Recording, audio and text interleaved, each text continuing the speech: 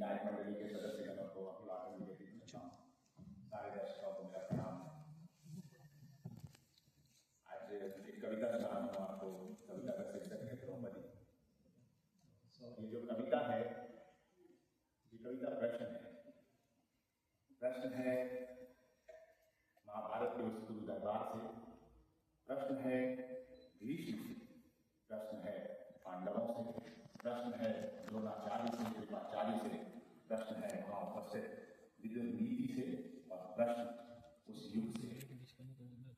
उस युग से सिर्फ प्रश्न नहीं है, बल्कि उस युग से हमने क्या सीखा है इस युग में, उसकी एक कथा है और उसकी एक छोटी सी कथा है। मैं प्रस्तुत करता हूं कि शस्त्र और अस्त्र के साथ जो हो सकते हैं कहीं भी रुद्र का तांडव। आप उस गुरु दरबार में पहुंचिए कि शस्त्र और अस्त्र के साथ जो हो सकते हैं कहीं भी रुद्र का तांडव। शासन और वचन के द्वंद्व में हाथ बांधे बैठे हैं पांच पांडव। शासन और वचन के द्वंद्व में हाथ बांधे बैठे हैं पांच पांडव। सपनी की जाल में उलझा है सत्य और धर्म का युधिष्ठिर प्रलाप। सपनी की जाल में उलझा है सत्य और धर्म का युधिष्ठिर प्रलाप। कर्ण के तीखे शब्द बाणों से छलनी होती है मर्यादा और एक कलंकी का विशाप। कर्ण के तीखे शब्द बाणों से छलनी होती है मर्यादा और एक कलंकी का विशाप। विदुर हो रहे प्रत्यक्षदर्शी दुर्योधन का अट्टहास। द्रोण और कृप की शिक्षा का नीचे गिरता आकाश।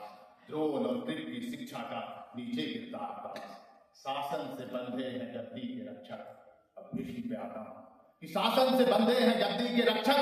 स्वयं की प्रतिज्ञा से लड़ता भीष्म प्राण, और इन सब के बीच होता है शासन के दूषित दंभ से स्त्री का अपमान।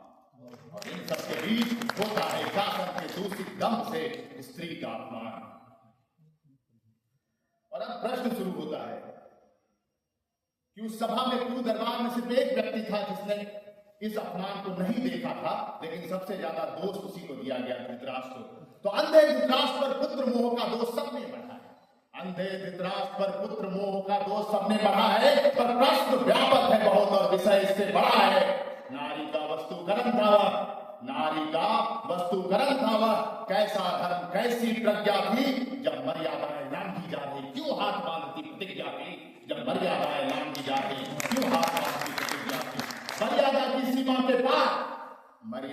सीमा के पार वचन तोड़ देने का था आदेश, क्यों नहीं।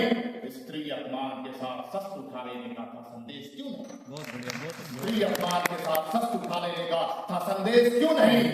भीष्म से नहीं पूछे गए क्यों। स्त्री रक्षा से बड़ा धर्म प्रतिज्ञा कैसे हो गई। भीष्म से नहीं पूछे गए क्यों स्त्री रक्षा से बड़ा धर्म प्रतिज्ञा कैसे हो गई।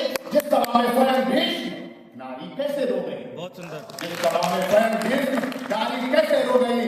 द्रोण कृप विदुर धृतराष्ट्र भीष्म और पांडव सबको द्रौपदी के अश्रुपूरित नयन ने निहारा था, पर उस व्यथा पर आंख झुकाए बैठी थी सभा। अबला को हर युग में बस भगवान का सहारा था। बहुत बढ़िया सर। भगवान का सहारा था। इस युग ने क्या सीखा। क्या सिखाया गया है। बाल पकड़ घसीट द्रौपदी को कई बार लाया गया है। युग ने क्या सिखाया गया है। बाल पकड़ घसीट द्रौपदी को कई बार लाया गया है। कि द्वापर का दरबार हो या आज का समाज।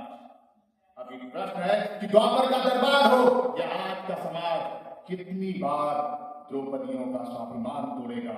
द्वापर का दरबार हो या आज का समाज